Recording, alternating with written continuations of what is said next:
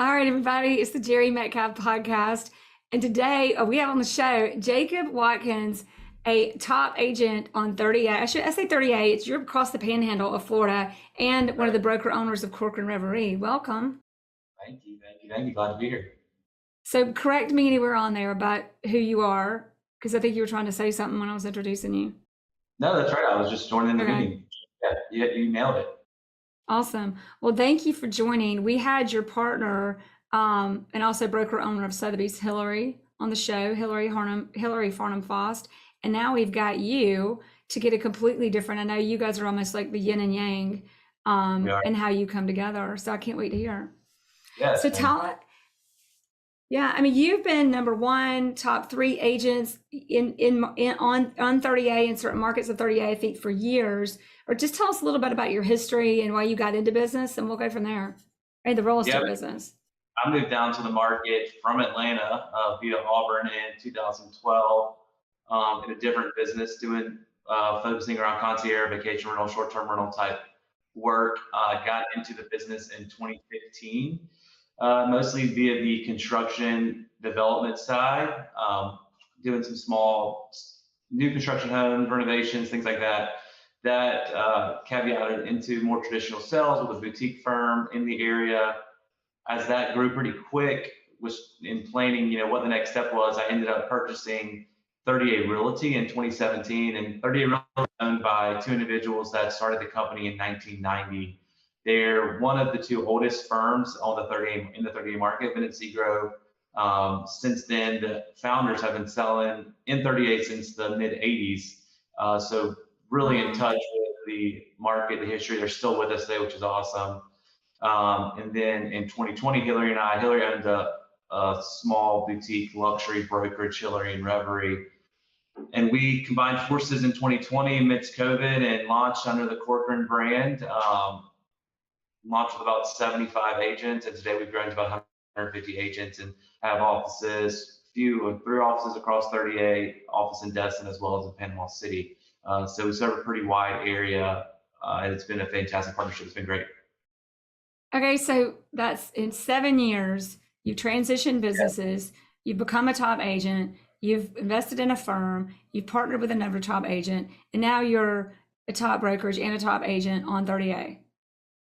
Yeah. Can we say, like, you don't let any grass grow under your feet ever? No. I mean, that's insane. And before that, you were with Ernst Young, and that's where you brought a lot to it. So give us so you went to Auburn, obviously. Right.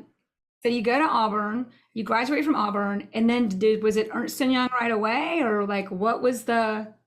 Yeah. So, at Auburn, I was student body president. So that was a huge jumping board for me. So, I was a pretty good student, A/B student, college business, but being more involved in the student life at Auburn and then being student body president really created relationships that really have changed my business even to today, honestly. Went directly into grad school, got my MBA, and then joined EY in the consulting side, worked on the software, technology, accounting world as just kind of like a junior analyst, and definitely always had an entrepreneurial spirit. So as great as it was working as an analyst, I was quickly looking for what the next step was to kind of control my destiny more.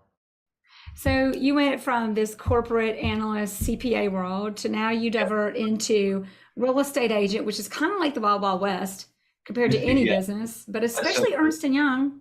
Yeah, it's very different. And, like partners I worked for there, I still am connected with a few of them, and it's, they've been there forever. They're obviously extremely successful, have big teams, and it's fun to connect and compare how different worlds look if I would have stayed there versus where I am now. What would that be? What do you think the difference would be? Well, control of your life, control of your lifestyle, family time, where you are as much. I work 24/7, no doubt, but I definitely control when I see my kids. I'm my own boss. I have a great team. At EY, it's a little different. It's a corporate structure. You have shareholders, partners to report to. So you're, it's a little less flexible, I guess I would say. Here's something that comes to mind though. So everybody, I said, what's your secret sauce? for you and for everybody, there are two things that come to mind for our listeners. Number one is when you're transitioning from one business to another, how do you do it and what it's like? Yeah. And number two, coming from such a disciplined, regimented world, you come into a much less regimented world. But there's this quote that keeps coming in my life: discipline equals freedom.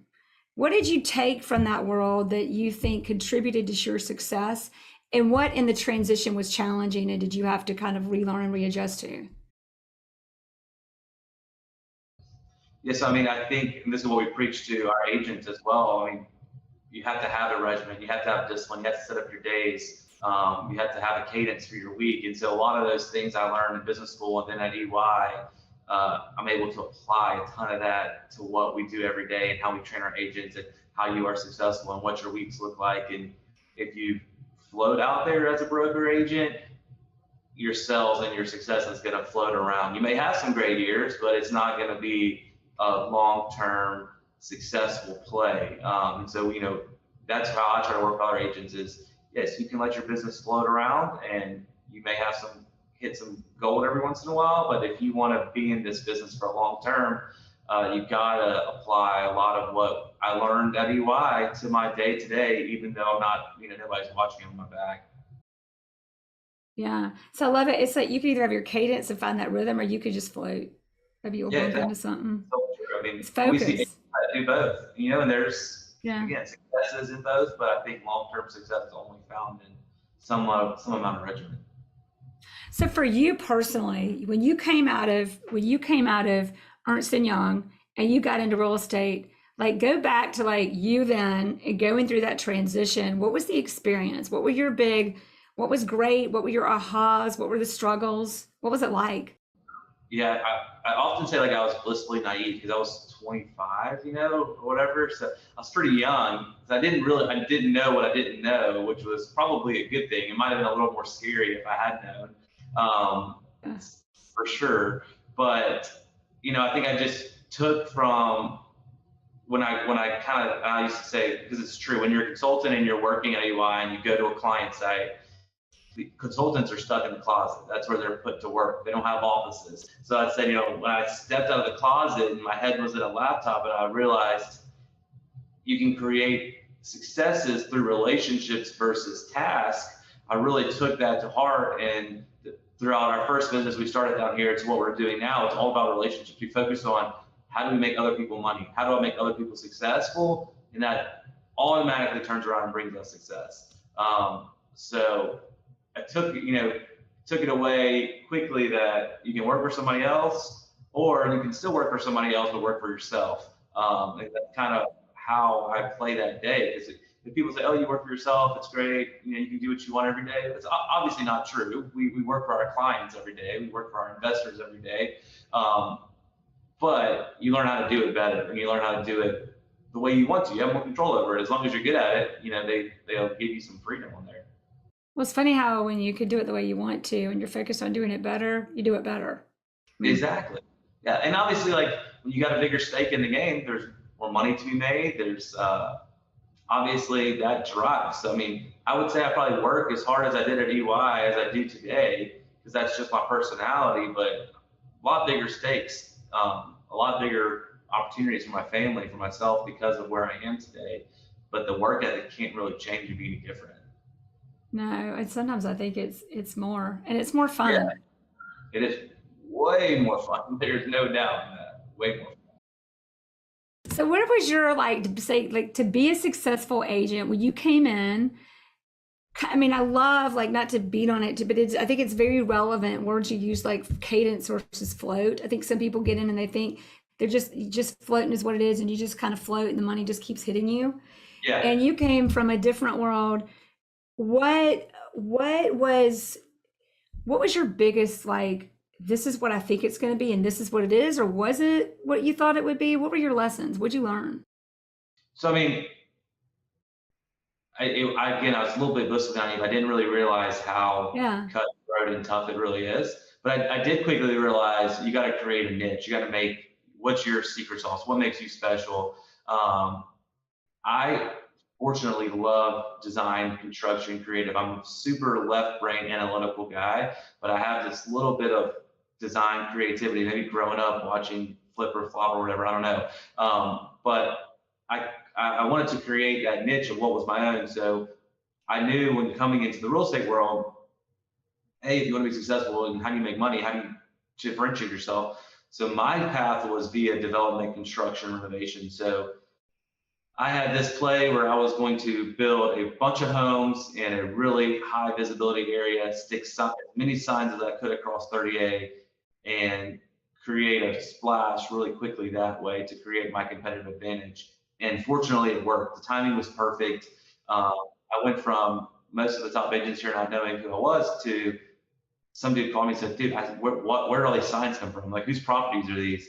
And I, took a different approach where I put a bunch of investors together, bought a bunch of properties, and used that as a launching bar for sales and brokerage as well as on the development side. That's brilliant. That's brilliant. And I think that's where you took what you did with Ernst Young and immediately, it's like, look at so many people think, okay, that's gone.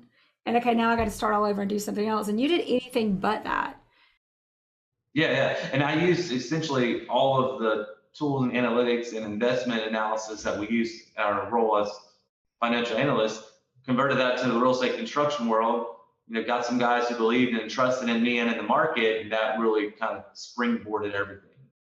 So question, because I think about as a real estate agent was, by the way, but we were talking about that earlier, but coming into that, you're doing investments, because I think a lot of real estate agents love this, but you took what you did at Ernst Young, advising people and being a consultant and being numbers driven and CPA and all that good stuff. How did you ever have a moment where you were like, okay, am I getting this right? Or did you know you were getting this right? Because you're asking other people now personally to put their money in something, invest, and your whole career that's a bit kind of a risk. Did it feel like a risk? Or in your world, what were the risks? What were the wins? How did you decide what to do and how to go about it? How did you know?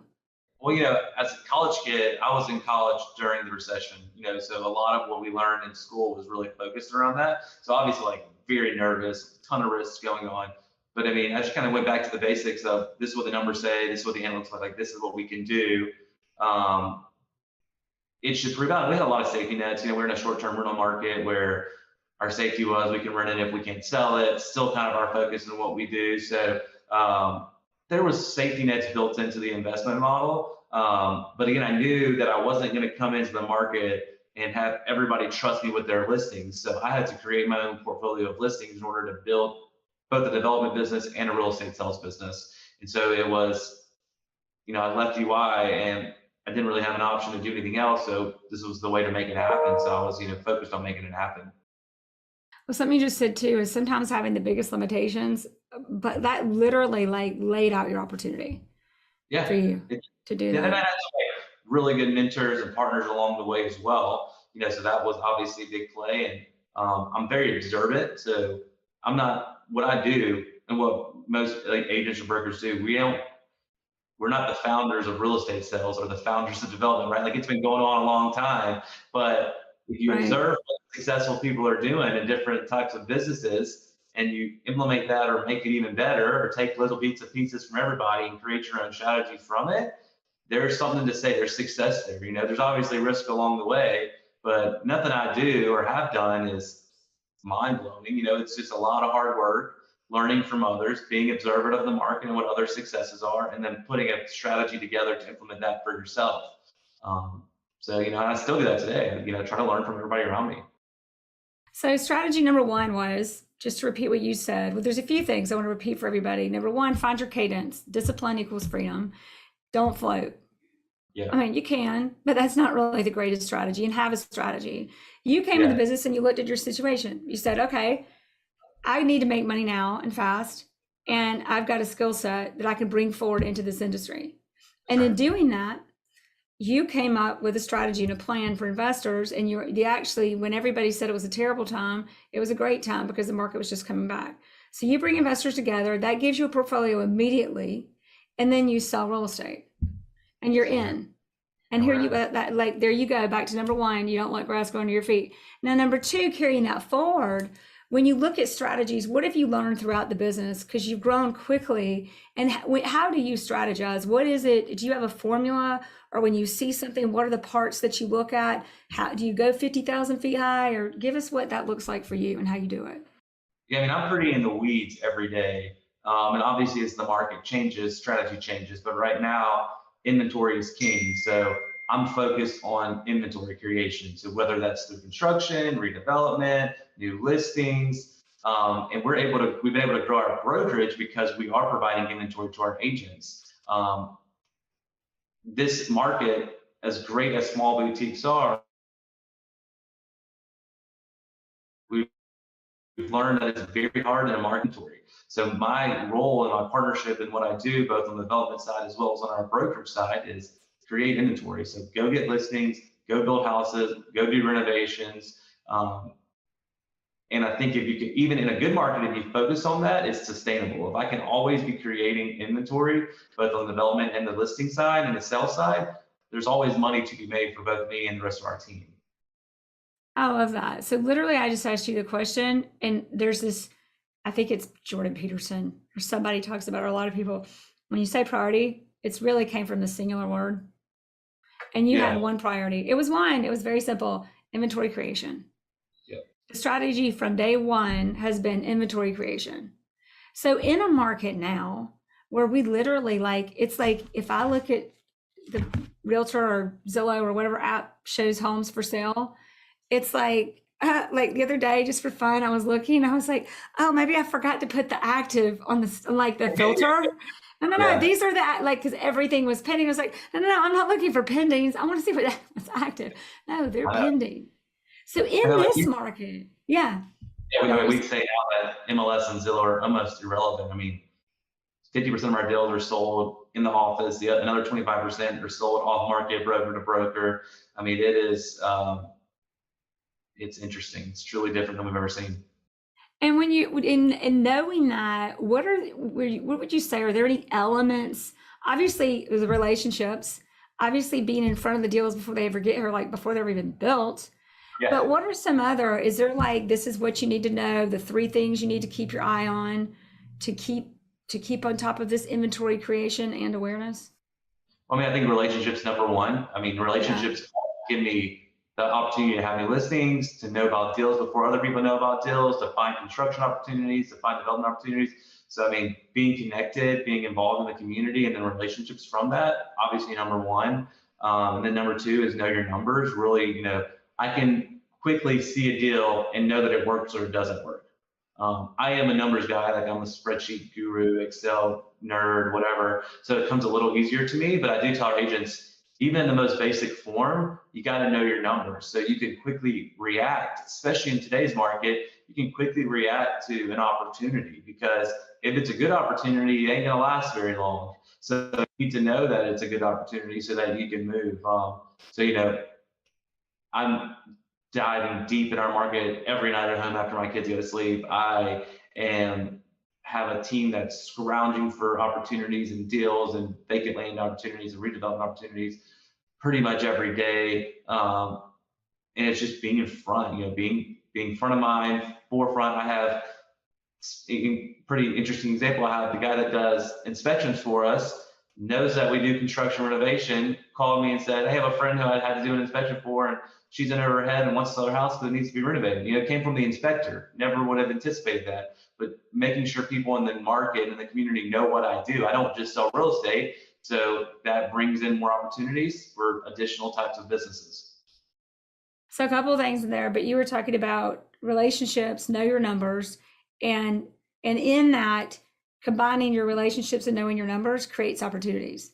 Yeah, and number one, every relationship. A lot of times people like to label things like, this is where this comes from, this is who these people are. But especially in real estate, the opportunities and the deals always come from where you least expect, or often, if you open your eyes and look at them. And it's even more in our community, because it's a small, tight-knit community. So, there's not pockets of friends or there's demographics. I mean, my friends are much older than me and much younger than me. So because it's so small, it comes in every kind of form and fashion. Yeah. And you talked about relationships and knowing your stuff, knowing your numbers. So Yeah. what is your biggest? So for example, there's 1,000. There's like in some markets there are more real estate agents than homes that sell. I think in Aspen, for example, there may be in 38 or in this one. But how do you make sure that knowing your numbers and having your relationships, what is the activity, or how do you make sure you get traction and formulate that into a deal? And that's advice for people who are looking at doing bigger, better deals, or people who've never done a deal. Yeah, I mean, I think again, it's being educated, knowing your stuff, focusing on making your clients money. So whether I'm getting them in with great equity on the front end, whether I'm teaching them how to find a renovation opportunity, whether I'm doing that myself, creating value on the front end, buy right, create equity on the front side. It leads to great reviews from your customers, really happy investors, really happy customers, and ultimately a lot more money for yourself and for your clients. And that's what everybody's focused on, right? It's their biggest asset they're purchasing, whether it really is an investment or not an investment. They want to feel good that they have a lot of equity in that property.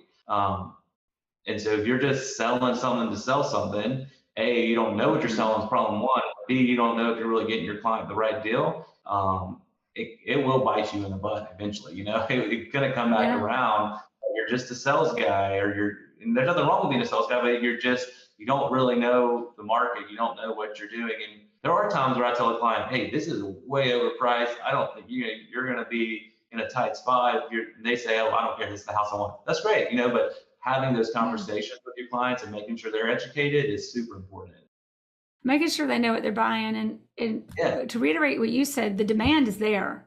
Yeah, but understand what the demand is and what people want, and making sure because as real estate agents, the reason why Zillow never took over, or whoever, is because we are the context, we are the information. You can't look at a piece of real estate and understand it at the level that you can when you're a real estate agent and you understand deals and you have the relationship and understand the client. And then you're able to put it, but the demand is always there. It's just a matter of helping that come together with that. That's right. Yeah, right? I love that. Yeah. So I would like the word that kept when I was listening, it was like demand. It's like understanding the demand. You have to know the market and understand what the demand is, and you cultivate the deal. Understand the product for sure. So we're a quick interview today because the market is so crazy, but I'm going to ask you the final 3 questions, which you don't know because I didn't tell you what they were, but don't worry, they're not hard. So final 3, number 1 is in your years of success, is there a tool or a resource that you have found has most contributed to your success as a real estate agent? Or what would you say it is? I mean, I think that's a tough one. Just education in general, again, what I've had in my back pocket, knowing the market, knowing the opportunities, being on the forefront, and then, making everyone in the community know what I do. So I'm one of the first 5 calls they're making, so that has been my ability to connect in the community, and the education that I have and what I know about the market has been the tools that have probably brought the opportunities to me, if that makes sense. A question on that, and then I'll do the final 2 now. But first, I love because you really know the market, you really understand the numbers, and you really have experience that so many people don't, and be able to advise, consult, predict, and serve. What would you say? I mean, you only have your experience as an agent, but in your feedback, how much of a differentiator do your clients seem to say to you that is? Like, what is your experience as an agent? Oh yeah, for sure.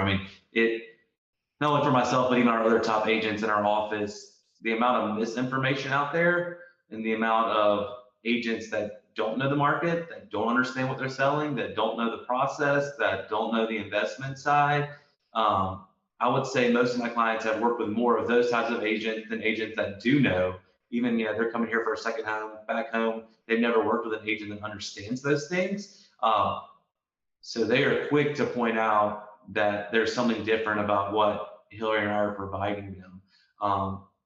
We truly treat our business like we are investment advisors. We obviously are great real estate salespeople, but we truly treat every relationship, and whether they're buying a personal home or they're buying an investment home or they're buying a short-term rental, that it really is an asset in their portfolio. And whether that's talking about how you leverage to buy it, how you raise funds to do a construction project, how you build a full development out, like focusing on that is something that very few agents have taken the time to learn, because it's complicated and it's daunting and it's hard, and you got to spend time learning things outside of the properties itself. So I mean, I get that feedback all the time from customers that are like, "Wow, your spreadsheet's amazing. I didn't even think of all these like numbers that I should have considered when I was buying something or whatever." I mean, how awesome. And like, think about what that does for your business. And something you just said, most agents don't do it because it's complicated, daunting, and hard. But it's also complicated, daunting, and hard to have clients, to not be able to give your clients what they're paying you for. What's your advice to agent? So for agents who can't, or I guess we could all go back to college, or maybe we can't, or we can get a job at, well, we can't really necessarily get a job at Ernst Young, but what is the best way to get that kind of insight and get that kind of education? Because clearly you're not going to do it getting your real estate license. Yeah, I mean, so mentor, I think finding a great mentor who's been successful, or putting yourself around other successful people and observing what they're doing is probably the easiest and number one way to do it. But then there's so many tools. I mean, our local MLS has so much data behind it. I'm constantly talking to builders in our market, saying, what's going on in the construction world. I'm constantly talking to other business owners in our market that may supply windows or supply doors, and what pressures are you seeing? How can I, learn what's going on in your business, and how does that affect my business? And again, it goes back to being involved in the community. I'm at every event on 38. You're not going to go to an event you don't see me at, but at those events, they're fun. I love them. I love having a good time, but I'm always connecting and learning more about somebody else's business and their life and what they're doing. And how does that affect the world? How does that affect my business? How does that affect sales in the market? What are people talking about? So again, always observing and learning. And there's tons of stuff on the internet. You can go read about market data, and you can go read analytics, and you can go take Excel classes on YouTube. All those things are very helpful. But if you don't know the inputs, like I can teach you how to build a spreadsheet, sure. But if you don't know the inputs, then the number that comes out at you doesn't really mean squat. So you got to understand the total impact of what are the inputs into your analysis to understand what do you really have to do to be successful. That's basically get out there, know your market. Yeah. So it's knowing people, relationships, and getting out there and doing those three as one thing. Knowing people, knowing how it impacts them, knowing what's going on, all of those things. I think some people are like, okay, I'm going to go study the market, and then I'm just going to go meet some people, and then I'm going to go market myself over here. And it's the snowball effect of bringing that all together and understanding the question you started at the beginning. You said, how can I help other people make more money? How can I help other people achieve what they want to achieve? Yep. Going out with that question first. Yeah, that's right. I think it takes a little bit of focus too. Like I get tons of people that call me like, you want to go do deals in wherever. I don't know about deals in wherever. Like I don't understand the analytics behind that, the inputs behind that, what's going on in that market. So, I really try and stay focused on what I know. Yeah, I love to go to the Bahamas and fish and hang out and have a great time, but I can't go build houses there. I don't know anything about it. And I think a lot of agents kind of are chasing the next bird and not focusing on being an expert at what you know, where you are, and what you're doing. It's an element of respecting our industry and respecting what we bring to the table and the value it really has to offer. Yeah, totally. I agree. So my next question, see, that was one question that turned into 5. But I mean, what great advice from you. Thank you. So the next question is, as when it comes to books, I'm assuming you do read. If you had to name one, could you name one? And what would it be? Is the book that has most impacted your life or career that we all have to read? Gosh, that's a good question. So I do read, but I read like cheesy fiction stuff because it's kind of my relief. That's your way. Right? Yeah, like right now I'm reading Once Upon a Time in Hollywood. There's a movie about it too. I've heard about it. Yeah, I don't remember it though. Once Upon a Time in Hollywood. That's it, everybody. Once Upon a Time. No, but keep going. Yeah, but So there's a book called Freakonomics that we read that, talks a lot about macroeconomics as well as microeconomics and how that affects our world and analytics, what we're doing. I think if you're looking for like a broader outlook of how to look at things in the world, that's a great book. There's books like Ninja Selling, which I'm sure most of the brokers agents that are listening to this have probably at least glanced at. Great, technical techniques of how to actually do the business every day. And then there's some great, I don't even know the names, but there's some great marketing books I've read just about, self-branding and creating a brand and creating so there's a market. not one. There's not one.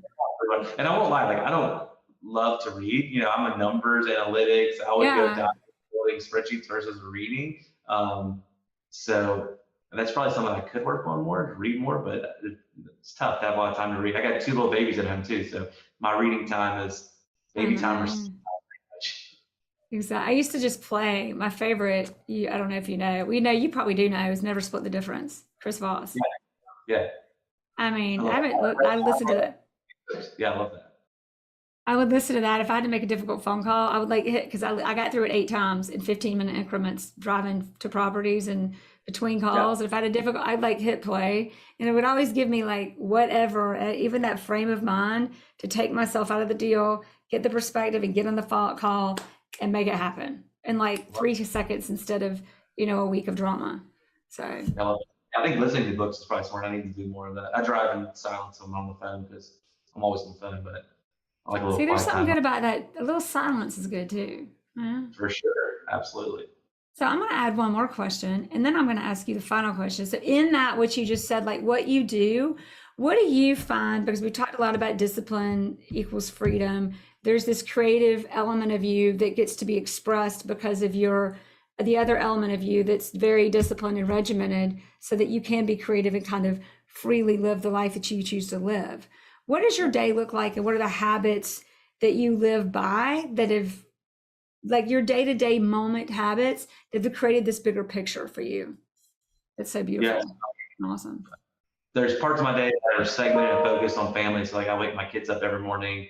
I get them out of bed every morning. I make their waffles and take them to school. And then at night, I put them in bed every night. So those kind of are the bookends of my day that I try and make sure I focus on all the time. But then some things that I do every day to make sure that I'm accomplishing what I need to accomplish is I always go to the office, never work at home. For me, I can't work at home. I can't be successful working at home. So that's something I do every day.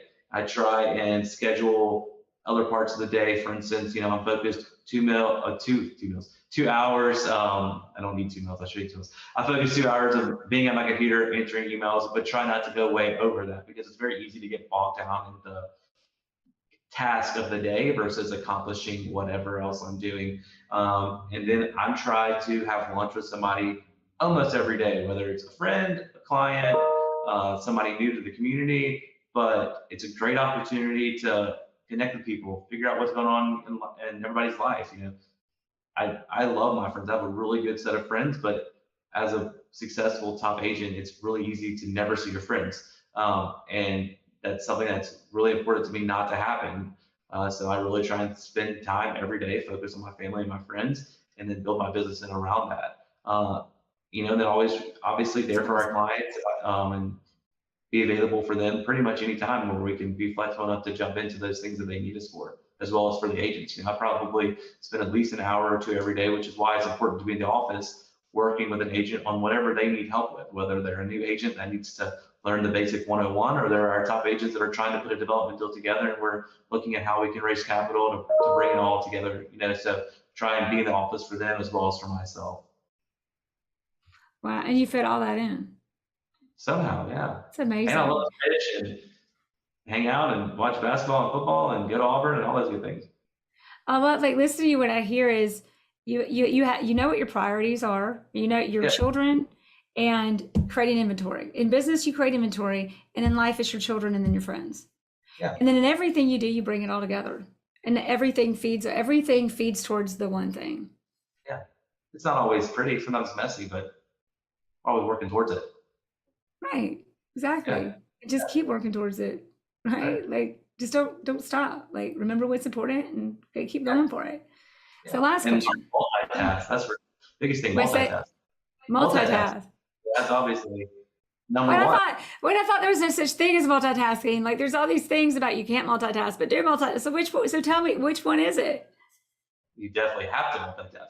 You're either multitasking or you're procrastinating. So, and if you're procrastinating, you definitely not do it. So you have to multitask. If you want to create the successes that Hillary and I have been able to create, if you can't multitask, you can't accomplish everything you have to accomplish in a single day. It's impossible. So everybody listening, is half people are asking this, and we do have about 5 more minutes, or really 15 if you do. So one more question on that. Okay, good. So or like 10. Is that good? Because it'll end up being 10, and we have. Okay. So what is how do you multitask, and what does that mean to you? I mean, so for me, it's being present in everything I'm doing at one time, if that's possible, right? It's a unique ability. I think I've learned. My wife might not agree with you, but I feel like I've learned how to do it. But I mean, I think it's just being present, being available, and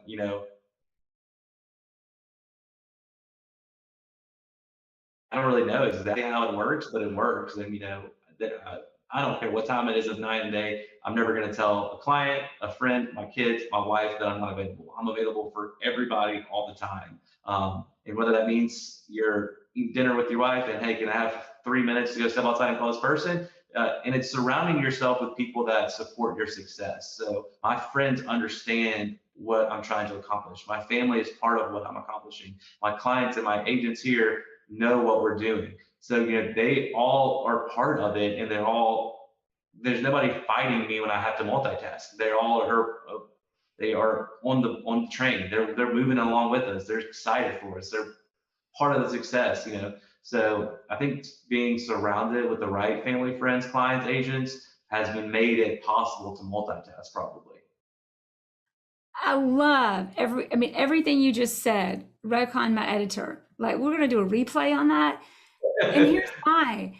Being someone who's been actively a real estate agent in luxury, I don't think maybe there's a few that have done this, but throughout the last 5 years, I've interviewed 250 agents, nationally ranked, most of them selling over 100 million. And the one common denominator, whether they say it or not, is what you just said. And on the rare occasion, they didn't get released, but there have been agents in interviews or discussions, and I mean this just being candid about truth, not about judgment and criticism, but there's a lot out there that I've heard about, well, you just can't be available at this time. Or you just have to tell people, if I'm just not going to, when you start telling your clients what you're not going to do, you start setting yourself, you just set your competition up for success, number one. And number two, you're talking about, look at what we get paid. I say we, as I've forgotten everybody I'm now coaching, not selling. I do it focused on this podcast. But when you look at what it is, yes, we are people. We have to respect who we are and take care of ourselves. But when it comes to what we do, every successful real estate agent, just to what you said, has figured out their personal formula for you really integrate your life in many ways into it and find that support and find that perspective of positivity, because serving your clients, like that's where you get success. How do you do that? And that's your focus. I love that in this conversation is every time we have a conversation, a question, it shifts back to how you work with people. You never lose your priority of your family, but how your business is a part of that and how you make it a part of that. I just thank you. There's got to be an end goal too, right? Like I tell my wife and my friends know it, and it's a phase. There's going to be at some point in my life where, like, you've chosen to not be doing this 24/7 all the time, but you can't have your toe in the water if you want to be successful. You're either all in, but you don't have to be in the pool the whole time. Like have an end goal. That's been for my family, as we discussed. There's a goal for what we're building and what we're doing, and we're creating a lifestyle and a legacy for our family and our friends and our kids. And there are sacrifices in multitasking and doing what we do, but if you have an end goal in mind, and anything worth it has to have a sacrifice, it has to have some give. So that's always obviously that's our focus, and how do we get there is what we focus on in between. I love that. Thank you. I mean, you really gave us like, this is what it's like, this is how I do it, but in a way that is positive and how you keep the momentum and the traction in your business. Yeah. So now the last question. If there is one thing from this whole conversation, I and everybody listening forgets everything you say, but one, what would you hope we take away and remember from this conversation? Well, I think we talked about it so much, but I think the number one thing in this whole business and success and what we're doing is who you surround yourself with. Your family, your friends, your clients, your investors, your coaches, your agents, your team, who you surround yourself with creates your personality, creates your work effort, creates your expertise, creates your knowledge. So, I mean, that's the one thing that I think makes me happy, makes me successful, makes me a better leader, is that I'm focused on building people around me that build and understand what we're trying to do, who I am, why I do what I do. And it's ultimately created fantastic relationships, a ton of successes for me, my clients, my agents, my friends, and again, a legacy that will go well beyond my career and what I'm doing here on Thursday. That's awesome. Thank you, Jacob. Yeah, everybody. It's Jacob on the. What do I call this? Should I say 38 Panhandle, Destin, Panama City? All of the above? I mean, yeah, it depends on what you like. We're over Northwest Florida, but 38 is our primary focus market right now. We do a lot in Destin, Panama City as well, but our office is in Seagrove Beach, so we'd love to see anybody. Well, thank you, Jacob, partner, broker, owner of Corcoran Reverie. Thank you. Good to see you. Thanks. Good to see you. Thanks for listening to the Jere Metcalf Podcast, where top real estate agents tell how they do it. If you like this episode, please share it with friends. To find more episodes, search Jere Metcalf Podcast on any platform for podcasts, or go to JereMetcalfPodcast.com. That's JereMetcalf podcast.com.